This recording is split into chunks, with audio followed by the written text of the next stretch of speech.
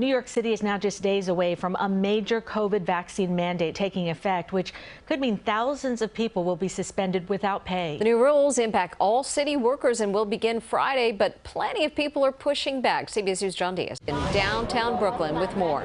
John. Marion City would start off as hundreds of people meeting here in front of the Metro Tech Center, now turning into thousands of people. This is actually really just the tail end here of the protests. They're making their way over the Brooklyn Bridge right now as we speak, and most people declining to go on camera since right now they're still employed by the city. But many of the protesters who did speak to us saying they're not anti-vaccine, but anti-mandates. They just want a choice.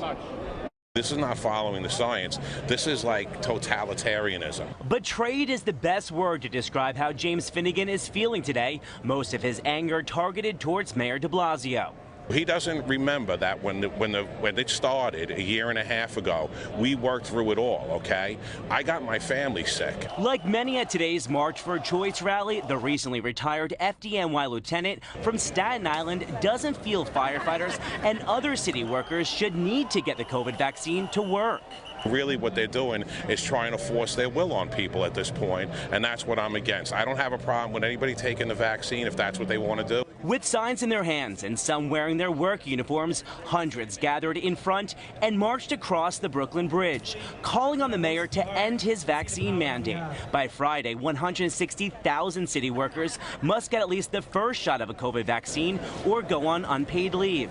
We apparently live in the land of the free, home of the brave.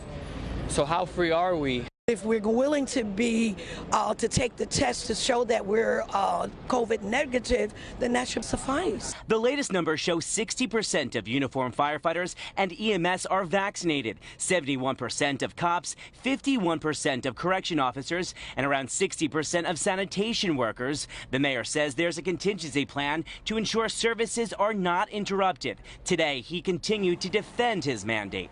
Every commissioner and their team has talked through different options. Obviously, use of overtime is an example. I talked to all the relevant commissioners in the lead up, especially the most crucial operational agencies, and every one of them said they were confident that it was the right thing to do. This comes as last night drama erupted outside the Brooklyn Nets home opener at Barclays Center. Some protesters tried storming the entrance over the team's decision to not let Kyrie Irving play because he won't get vaccinated. Security had to hold them back and close all front doors to secure the area. Ticketed guests already inside watched it unfold. All this for Kyrie? Because he don't want to get vaccinated?